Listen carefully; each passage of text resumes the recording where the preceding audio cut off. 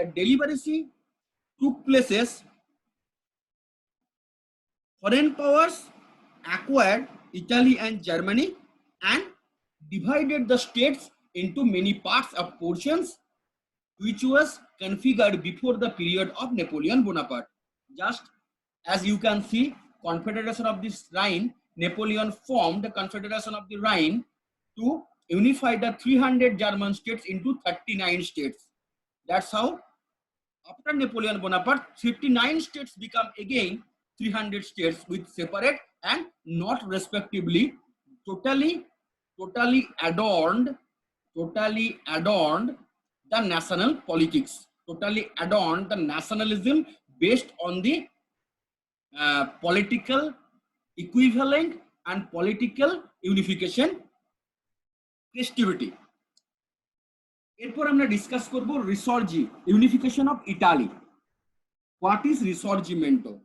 রিসর্জিমেন্টো কথাটার মানে হচ্ছে renaissance, rebirth or reformation. After that time when Risorgimento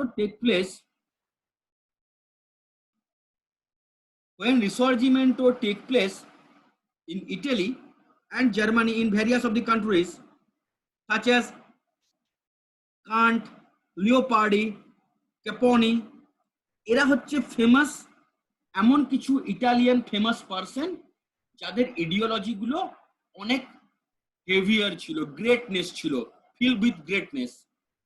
ইটালির প্রত্যেকটা পিপল চেয়েছিল যে এদের ইডিওলজিটাকে ফলো করে যেন ফিউচারে এগিয়ে যাওয়া যায়। এদের যে ইডিওলজিটাকে ফলো করতে গিয়ে ইটালির টোটাল পপুলেশনের মনে একটা প্রাইড অ্যান্ড অনারের সেন্স ক্রিয়েট হয়েছিল। এই প্রাইড অ্যান্ড অনারের যে সেন্সটা ক্রিয়েট হলো, এই প্রাইড অ্যান্ড অনারের সেন্সটাই ইটালিয়ানদের মনে ইউনিফিকেশন মুভমেন্টকে একটা কনফিগার করতে হেল্প করেছিল। কার্বোনারি মুভমেন্ট ইটালির হচ্ছে ইউনিফিকেশন মুভমেন্টের ফার্স্ট স্টেপ।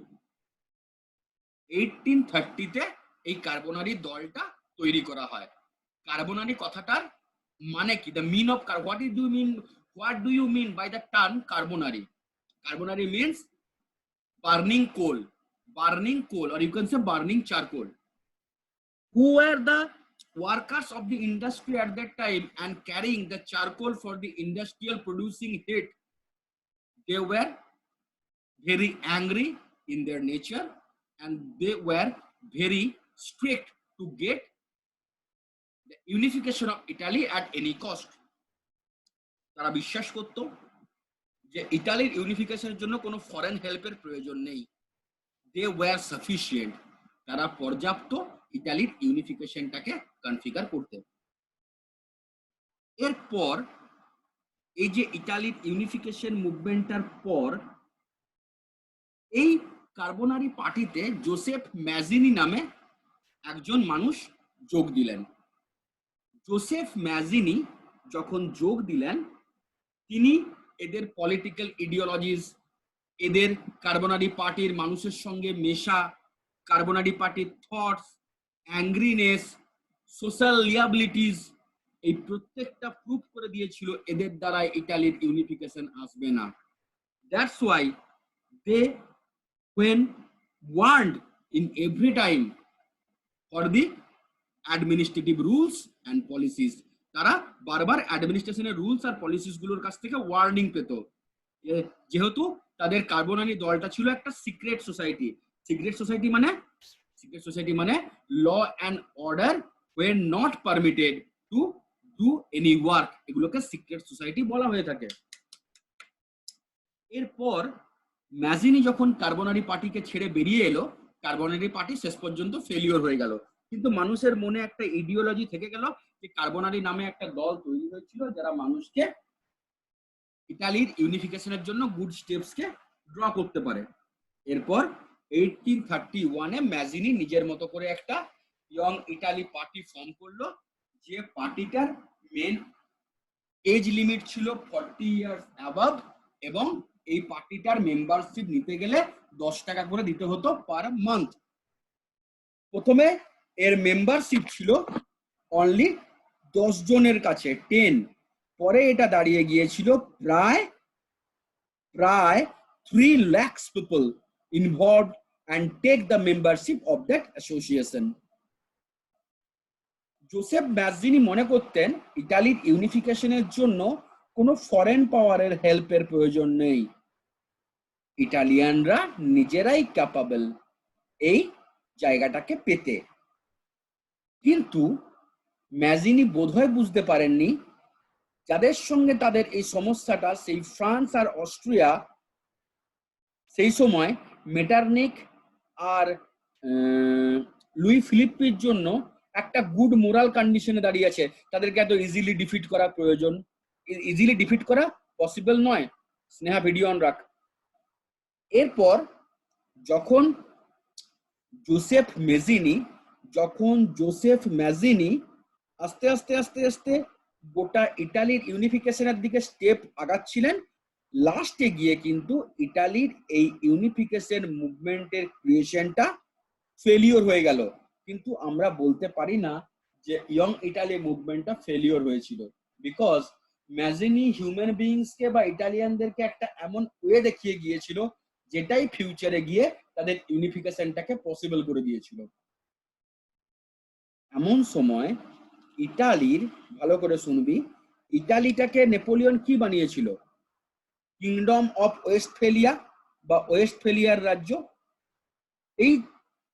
এই ইউনিফিকেশনটাকে ভেঙে দিয়ে, এই ইউনিফিকেশনটাকে টোটালি ডিস্ট্রয় করে দিয়ে মেটারনিক যখন ইটালির ইউনিফিকেশন সিস্টেমের জায়গায় ন্যাশনালিজমটাকে পুরো ডিস্ট্রয় করে দিলেন, তখন এই ইয়ং ইটালি মুভমেন্টের পর ইটালির শুধুমাত্র একটি প্লেস ছিল, পিডমন্ট আর সার্ডিনিয়া, যেখানে শুধুমাত্র ইটালিরই একমাত্র নিজস্ব বংশভূত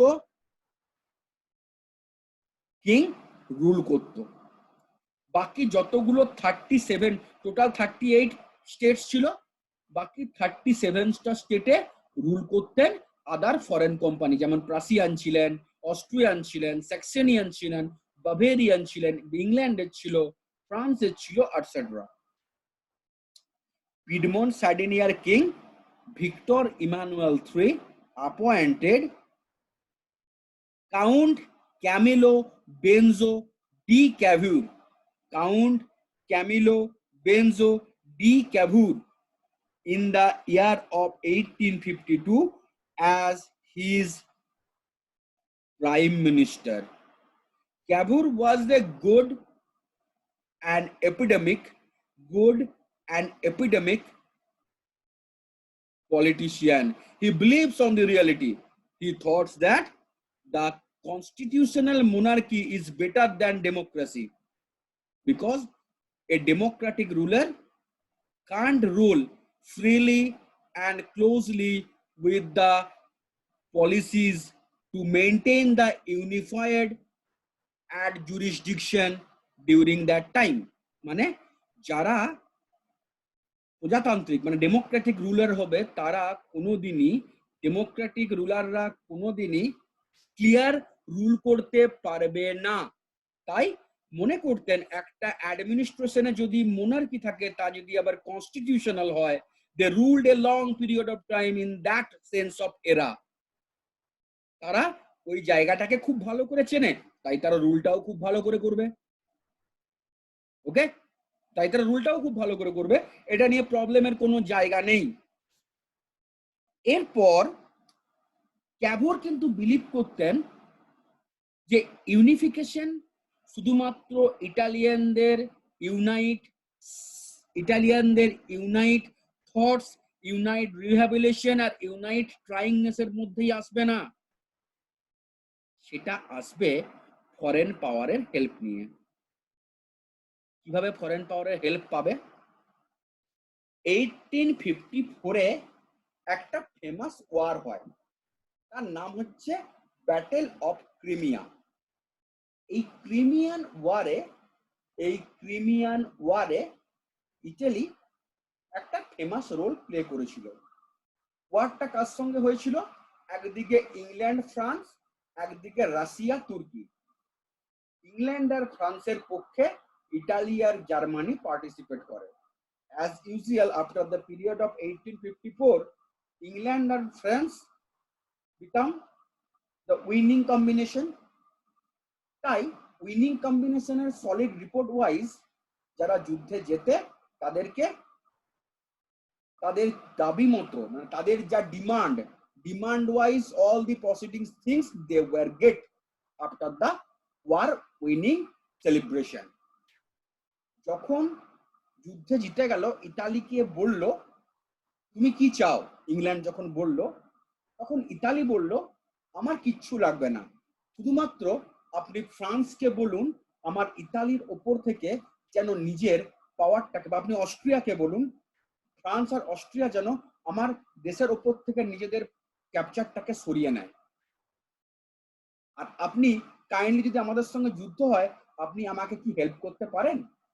ইংল্যান্ড বলল no I can't, but when you got support from a single sentence, তুমি সাপোর্ট পাবে। কিভাবে পাবে? যদি অস্ট্রিয়া বা ফ্রান্স আগে কোনো কারণে তোমাকে অ্যাটাক করে তবেই কিন্তু তুমি আমার কাছ থেকে সাপোর্ট পেতে পারো, আদারওয়াইজ তুমি যদি অ্যাটাক করো তুমি কিন্তু সাপোর্ট পাবে না। ইতালির কোনো কিং বা কোনো সৈন্য যদি ফ্রান্সকে অ্যাটাক করে বা অস্ট্রিয়াকে অ্যাটাক করে, ইংল্যান্ড কিন্তু ফ্রান্স আর অস্ট্রিয়ার পক্ষ নিয়ে ইতালির সঙ্গে যুদ্ধ লেগে যাবে। যদি ফ্রান্স বা অস্ট্রিয়া তোমাকে আগে অ্যাটাক করে মানে ইতালিকে অ্যাটাক করে, তাহলে Italy got support from the England in specialization. এর পরবর্তী সময়কালে গিয়ে ইতালির দুটো জায়গা ছিল, একটা হচ্ছে লোম্বার্ডি আর একটা হচ্ছে মিলান। লোম্বার্ডি আর মিলান আস্তে আস্তে আস্তে আস্তে পিডমন্ট সার্ডিনিয়ার কিং ইটালিয়ান প্লেস হিসাবে সিজ করতে শুরু করে। তিনি কোন কোন জায়গাগুলোকে সিজ করছিলেন? যে স্টেটগুলোতে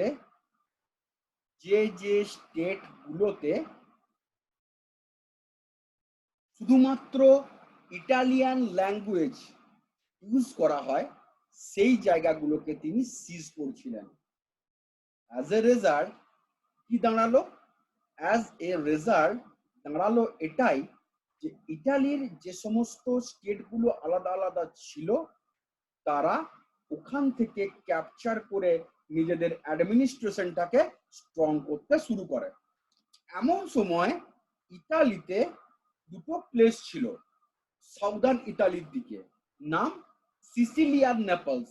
সেইখানে ইটালি ভাষাভাষী প্রচুর লোক বাস করত। যারা বাস করত ইটালি ভাষাভাষীর তারা সেখান থেকে সেই জায়গাটা মানে নেপলস আর সিসিলিটা ফ্রান্স ক্যাপচার করে রেখেছিল। তারা বলল যে আমরা ফ্রিডম চাই, আমরা ইতালির তো মানুষ, আমরা চাই যে ইতালির ফিজিক্যাল বাউন্ডারির সঙ্গে যেন আমাদেরকে যোগ করে নেওয়া হয়। তাদের ডাকে কোনো মতেই কিন্তু ভিক্টর ইমানুয়েল III বা কাউন্ট কাপুর ছাড়া দিলেন না, কারণ ওই দুটো জায়গাকে ফ্রি করতে যাওয়া মানে ফ্রান্সের বিরুদ্ধে যুদ্ধ করা। তাই ইতালি যদি ফ্রান্সকে আগে অ্যাটাক করে ফ্রান্স কিন্তু got support from the England but Italy can't, তাহলে এই ওয়েতে চললে ইটালির ইউনিফিকেশন মুভমেন্ট কোনোদিনই পসিবল হবে না। এরপর আমরা দেখব এই কথাটা কিন্তু কিং এর কানে পৌঁছয়নি। এরকম সময় একজন ফেমাস প্যাট্রিয়টিক পারসন ছিলেন যাকে লায়ন হার্টেড বলা হতো ইন রেভলিউশনারি টাইম, নাম জোসেফ গ্যারিবল্ডি। তার একটা সৈন্যদল ছিল যারা রেড কালারের শার্ট পরতো, তাদেরকে বলা হতো রেড শার্ট। এই রেড শার্ট কোম্পানি যেটা বা রেড শার্টের সৈন্যদল যেটা, তারা কিন্তু আস্তে আস্তে আস্তে আস্তে একটা after a certain period of time Joseph Garibaldi, and by the support of the Red Shirt, attacked the place of Naples and Sicily and completely defeated their French governmental administrative policies and governmental administration. It is a good news and also a bad news. How? Good news is that the unification of the Italy steps ahead. এক ধাপ এগিয়ে গেল। Bad news is that finally Italy attacked first on the France. It is created a fearness among the mind of the king and his prime minister Cavour. Suddenly, Cavour attained to these places of Sicily and Naples and requested to Garibaldi that if you are so much patriotic, so why after the capture of the places of Sicily and Naples, why you can't hand over the places to our king? Because overall, the king of Piedmont Sardinia, Victor Emmanuel III, was the king of whole Italy, or king of the unification of Italy. Garibaldi did not want to thought a single sentence after that. He elaborately just hand over the place of Sicily and Naples to the King Victor Emmanuel III. Victor Emmanuel III কে দিয়ে তিনি বললেন, ঠিক আছে, আমি তোমাদেরকে দিয়ে দিলাম, তোমরা যেটা ভালো হয় করো, বাট ইতালির ইউনিফিকেশন যেন হয়ে যায়। Unfortunately, after that incident, Garibaldi was never seen in the Italian people at anywhere. কোথাও দেখতে পাওয়া যায়নি। বলা হয় গ্যারিবল্ডি এমন কোথাও চলে গিয়েছিলেন আর ইতালিতে তিনি কোনোদিন ফিরে আসেননি। এর পরবর্তী সময়কালে গিয়ে দেখতে পাবো গ্যারিবল্ডির এই ট্রিটমেন্টের পর যখন ফ্রান্সের সাথে কাউন্ট কাভুর আর ফ্রেঞ্চ এম্পায়ার নেপোলিয়ন থ্রির সাথে কাউন্ট কাভুর আর ফ্রেঞ্চের এম্পায়ার নেপোলিয়ন থ্রি এর সাথে 1858 এ একটা ট্রিটি সাইন হয়েছিল। একে বলা হয়ে থাকে এ ট্রিটি বেসড অন সিক্রেসি, মানে গুপ্ততার উপর নির্ভর করে এই চুক্তিটা স্বাক্ষর করা হয়েছিল। A treaty based on secrecy. What is the ট্রিটি?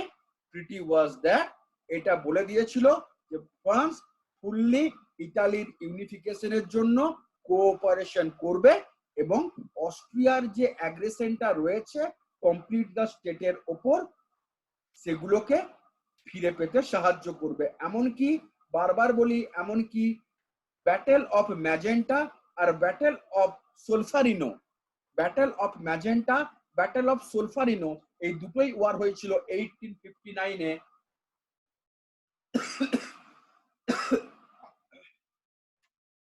এই দুটো ওয়ারকেই উইন করতে, এই দুটো ওয়ারকেই ফট করতে হেল্প করেছিল কে? হেল্প করেছিল ফ্রান্স। কাকে? ইতালিকে। ওয়ারটা হয়েছিল কার মধ্যে? ইতালি আর অস্ট্রিয়ার মধ্যে।